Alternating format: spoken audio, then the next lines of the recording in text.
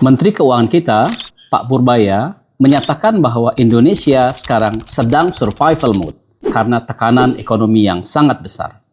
Lantas, apa yang harus kita lakukan? Assalamualaikum warahmatullahi wabarakatuh. Apa kabar semuanya? Dalam konteks konseling karir atau konseling keluarga, keuangan kadang-kadang menjadi sumber masalah.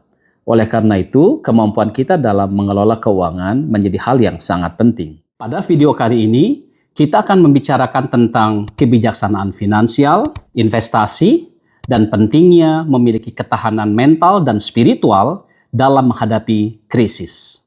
Dalam situasi ekonomi seperti sekarang, ada beberapa hal yang mungkin perlu menjadi concern bagi kita. Yang pertama adalah perlunya kita bisa membedakan mana keinginan, mana kebutuhan. Kalau kebutuhan itu adalah sesuatu yang memang esensial, sesuatu yang betul-betul kita perlukan. Sementara kalau kesenangan itu sudah memasukkan aspek emosi, aspek kepuasan, aspek ego mungkin. Nah, sebagai contoh begini, kita memerlukan sarana untuk berkomunikasi dengan orang lain, sarana untuk hiburan, dan itu kita penuhi dengan HP misalnya ya. Nah, untuk HP ini kan bisa dipenuhi dengan HP yang relatif murah atau HP yang mahal dengan fungsi yang sama. Tapi HP yang mahal tentu saja dia akan memberikan gengsi yang berbeda, mungkin kepuasan yang berbeda, begitu ya. Tapi manakala situasi keuangan kita itu sangat ketat, harus memprioritaskan keuangan, maka mungkin kita mencukupkan diri dengan handphone yang tidak terlalu mahal. Jadi handphone yang tidak terlalu mahal ini bisa tetap memenuhi kebutuhan kita, walaupun mungkin ada aspek keinginan yang kita tahan. Atau misalnya lagi masalah makan. Tubuh kita ya perlu makan. Kebutuhan kita adalah dapat makanan yang bergizi, makanan yang sehat, makanan yang cukup enak gitu ya. Mungkin dengan 20.000 atau 25.000 itu sudah memenuhi. Tapi kalau kita bicara keinginan, mungkin kita ingin makan yang 100.000 per porsi, 200.000 atau mungkin 1 juta per porsi. Lagi-lagi ya kalau dari sisi keuangan itu tidak masalah ya itu terserah pada masing-masing. Tetapi manakala kita sedang berada dalam kondisi keuangan yang memang harus kita disiplin dalam mengelolanya, maka mungkin pilihan yang berfokus pada memenuhi kebutuhan itu menjadi pilihan yang lebih bijaksana. Hal kedua mungkin yang perlu jadi concern kita itu adalah hati-hati dalam berhutang. Hutang itu kan ada dua ya, ada hutang yang baik, ada hutang yang tidak baik. Hutang yang baik adalah hutang yang dari hutang tersebut dihasilkanlah hal-hal yang sifatnya produktif. Sementara hutang yang relatif tidak baik adalah hutang yang konsumtif, hutang yang membebani kita, tetapi justru itu sifatnya hanya konsumsi saja. Bukannya tidak boleh sebenarnya berhutang untuk hal yang konsumtif, tapi lagi-lagi di zaman seperti sekarang, kita betul-betul harus sangat mengendalikan diri kita agar tidak berhutang pada hal-hal yang sifatnya konsumtif. Seperti tadi misalnya, kita ada keluaran handphone baru nih, padahal handphone kita masih ada gitu ya, masih berfungsi dengan baik. Lalu kita memaksakan diri kita untuk berhutang untuk menukar handphone kita dengan handphone yang lebih baru. Ini harus jadi concern kita ya. Apakah tindakan kita tersebut berhutang untuk hal yang sifatnya konsumtif tadi akan akan merusak keuangan kita atau membebani keuangan kita atau tidak gitu ya. Yang ketiga adalah perlunya kita membuat safety net dalam finansial. Nah, apa itu safety net dalam finansial? Kan kehidupan kita ini kita tidak tahu apa yang terjadi pada masa depan ya. Apakah di masa depan itu kita masih tetap bekerja atau tidak bekerja, ataukah misalnya di masa depan situasi ekonomi apakah akan membaik atau memburuk gitu. Nah, sehingga kita memang memerlukan safety net, memerlukan jaring pengaman agar kehidupan keuangan kita itu tidak shock, tidak mengalami tekanan yang besar secara mendadak gitu apabila sesuatu yang buruk terjadi. Persentase safety net itu ya bisa tergantung dari penghasilan kita ya, bisa 10% sampai mungkin 20% dari total penghasilan kita. Tapi paling tidak ada sejumlah uang yang kita sisihkan, yang kita gunakan kalau ada situasi yang emergency, ada situasi yang mendadak. Sebagai contoh misalnya begini ya, tiba-tiba mudah-mudahan tidak terjadi ya pada rekan-rekan. Misalnya tiba-tiba rekan-rekan di PHK gitu ya. Nah, apakah dalam 6 bulan atau 12 bulan ke depan pada saat sedang mencari pekerjaan baru, itu kehidupan keuangan di rumah itu akan kacau balau atau masih tetap ada ada bantalan penyangganya begitu ya.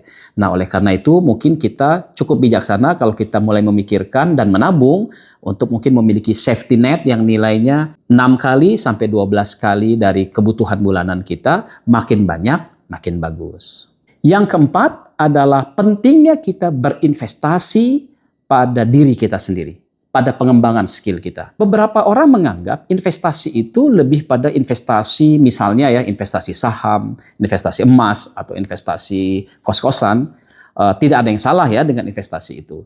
Tapi justru yang sangat penting juga adalah kita berinvestasi pada diri kita sendiri. Bagaimana kita berinvestasi pada pengembangan kompetensi kita berinvestasi pada pengembangan skill-skill kita, dan kita berinvestasi pada pengembangan karakteristik diri kita. Berinvestasi pada diri kita itu bisa mencakup banyak hal. Misalnya berinvestasi pada kemampuan kita dalam public speaking, dalam bernegosiasi, misalnya dalam hal keuangan, dalam hal software, dalam hal AI misalnya ya.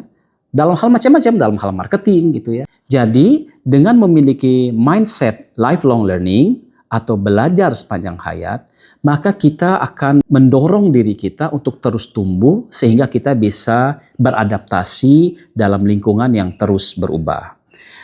Memang kita tidak bisa mengendalikan masa depan, kita tidak bisa tahu apa yang terjadi di masa depan. Tapi paling tidak kita bisa mengendalikan apa yang akan kita lakukan. Kita bisa mengendalikan pilihan-pilihan kita. Kita bisa mengendalikan skill apa yang mau kita miliki. Nah, jadi dalam konteks ini perlu kita juga membuka wawasan kita. Dalam situasi dunia yang seperti sekarang, kira-kira skill apa yang paling diperlukan di masa depan? Kira-kira karakteristik apa yang diperlukan di masa depan? Nah, kita pelan-pelan mulai berinvestasi pada hal-hal tersebut sehingga diri kita ini memiliki value, memiliki nilai yang tinggi. Yang kelima adalah pentingnya kita ini memiliki resiliensi, daya tahan atau mental baja. Situasi yang penuh ketidakpastian itu akan memunculkan banyak tantangan, banyak hambatan. Kalau kita ini terlalu mudah menyerah, terlalu mudah stres, terlalu mudah patah, maka setinggi apapun kompetensi kita, maka kita akan sulit untuk memaksimalkan potensi yang kita miliki. Jadi perlu kita mendidik diri kita bahwa setiap masalah yang kita hadapi itu adalah peluang bagi kita untuk memperkuat, untuk memperkokoh mental kita. Ya memang itu bagian dari nature of human being ya. Kita ini selalu dapat masalah, dapat tantangan. Tapi cara kita memandang tantangan sebagai kesempatan untuk belajar itu akan membuat kita terus tumbuh. Sehingga kita bisa beradaptasi dalam suasana yang berubah, tetap bisa produktif dalam situasi yang penuh dengan tantangan, dan kita tidak mudah menyerah terhadap tekanan hidup yang datang kepada kita. Yang juga penting adalah dalam konteks mental baja adalah kita ini perlu sabar terhadap proses. Segala sesuatu itu butuh proses. Untuk berhasil butuh proses. Untuk misalnya mengembangkan diri kita, mengembangkan skill kita, itu butuh proses. Dan kadang-kadang prosesnya itu bisa tidak sebentar ya. Kadang-kadang perlu bulanan, kadang-kadang perlu tahunan. Nah, disinilah kita perlu bersabar untuk menikmati prosesnya, sehingga manakala kita berhasil melewati proses tersebut, akan terbentuk satu karakter atau satu kompetensi baru yang melekat di dalam diri kita. Yang keenam, itu adalah pentingnya kita untuk selalu bersyukur terhadap apa yang kita miliki saat ini. Kita sebagai manusia punya harapan-harapan, punya cita-cita. Yang kadang-kadang harapan dan cita-cita itu mungkin masih jauh terwujudnya kalau kita lihat kondisi kita hari ini. Tapi kita perlu punya mentalitas bahwa apapun yang ada di hadapan kita saat ini, itu adalah sesuatu yang perlu kita syukuri sambil kita bekerja keras untuk memenuhi harapan yang kita cita-citakan. Karena begini, kalau kita fokusnya hanya pada harapan dan cita-cita dan merasa baru bahagia, kalau harapan dan cita-cita tersebut tercapai, maka sulit sekali kita akan merasa bahagia day by day. Padahal kebahagiaan itu sebenarnya bisa kita dapatkan juga pada hal-hal kecil yang ada pada kehidupan kita sehari-hari.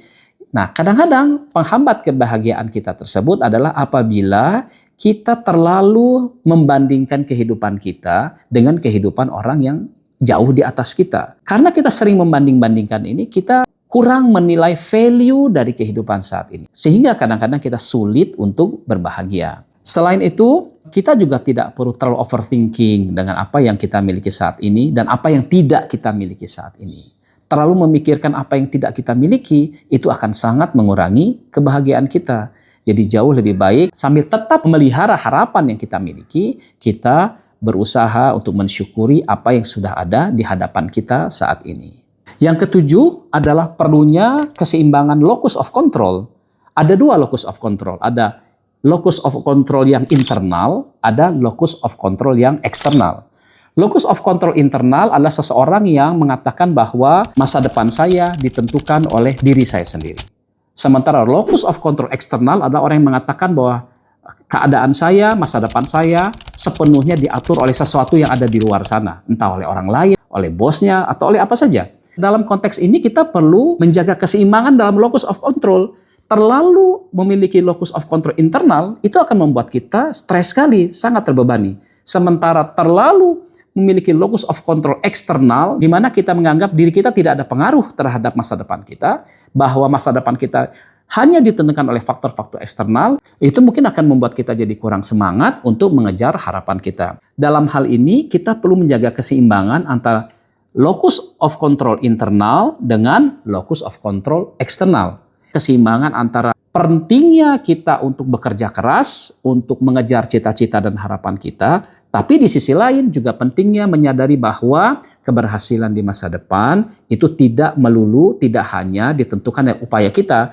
Jadi kalau kita berhasil di masa depan, kita tidak sombong. Kalau kita gagal di masa depan, kita juga tidak terlalu menyalahkan diri kita sendiri. Dan yang kedelapan, atau yang terakhir, tentu saja dalam menghadapi situasi yang tidak menentu, kita harus meminta pertolongan kepada Allah Subhanahu wa Ta'ala. Kita perlu memperbanyak zikir, perlu memperbanyak sholat, memperbanyak doa, agar apapun rencana kita, itu Allah berikan yang terbaik. Selain itu, kita juga perlu memperbanyak sedekah, karena sedekah itu bisa mendatangkan rezeki dan menghindarkan kita dari bencana. Terima kasih sudah menonton. Stay produktif dan hidup bermakna.